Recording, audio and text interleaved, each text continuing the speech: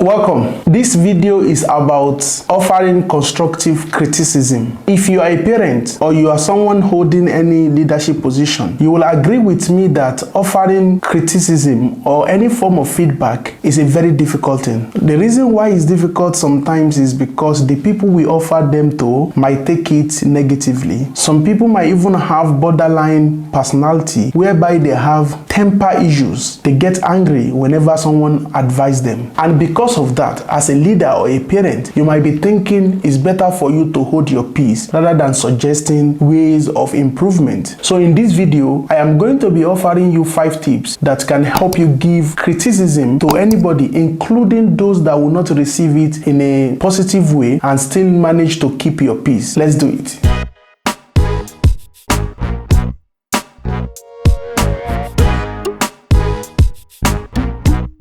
So before you can be able to offer constructive criticism, it is important to know the different types of criticism. Generally, a criticism or a feedback can be negative and can also be positive. And if you compare criticism from these two angles, it leaves us with 4 different types of criticism. Number 1, the first type of criticism that might be considered bad is the negative destructive criticism. It is a kind of feedback that only focuses on rejection or is only highlight no rather than suggesting ways of improvement. This kind of criticism is not constructive because there's no sort of line of action for the person receiving the feedback to work on. Number 2 is the negative constructive criticism. So this might be a harsh type of criticism that does not care or bother to mention what the person that is receiving the feedback has done well, but only focus on the suggestion for improvement. So this is somewhat good because even though you are not highlighting or pointing on what they have done well, you are giving them advice on how they can improve. It might be blunt,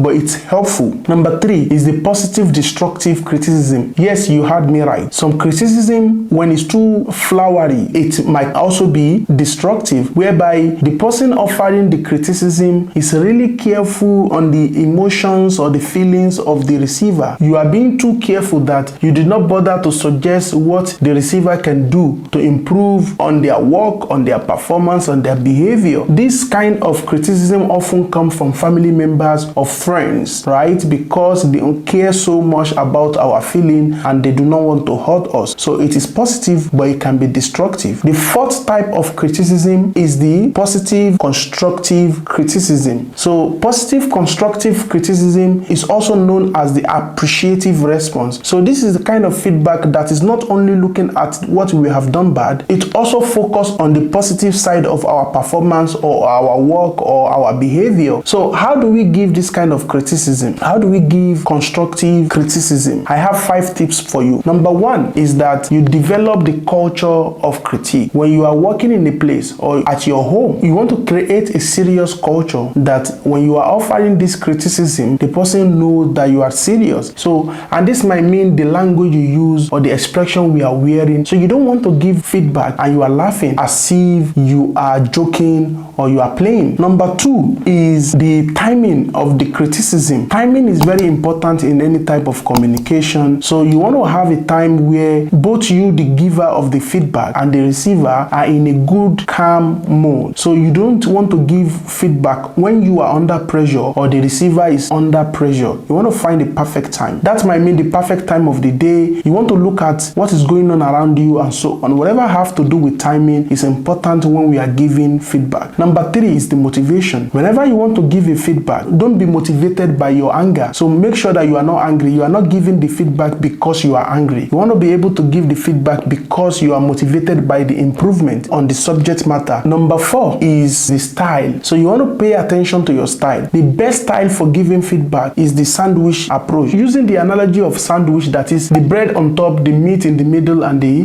bread at the bottom. So the bread on top will represent some positive comment before you dig into some point for improvement in the middle. And then the bread at the bottom will also represent some word of encouragement. That is, you start with some positive comment, follow up by some point for improvement, and then you end it up with some words of encouragement. And And finally is highlighting the benefit for the receiver. Craft your word in a way that highlights the benefit for the receiver so that they will be able to see reason why they should accept this advice. And that's it, guys. Don't forget, number one, when you want to give constructive criticism, focus on your cultures, focus on your expression.